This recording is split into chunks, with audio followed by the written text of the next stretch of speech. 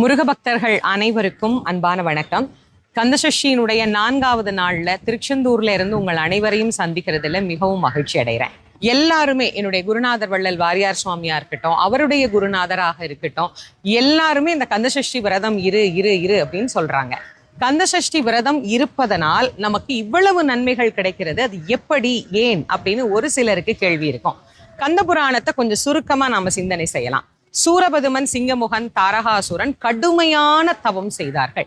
ஒழுக்கத்தோடு கடுமையான தவம் செய்த காரணத்தினால சிவபெருமான் அவர்களுக்கு வரங்களை வாரி வாரி வழங்கினார். ஆனால் அவர்கள் அதை முறையாக பயன்படுத்தாமல் தேவர்களை சிறை வைத்த குற்றத்தினால முருகப்பெருமான் அவதாரம் பண்ணி அவர்களை சூர சம்ஹாரம் செய்து காட்டியது கந்தபுராணத்தின் சாரம்.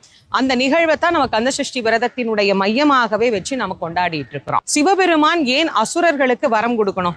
வரமே கொடுக்காம இருந்திருந்தா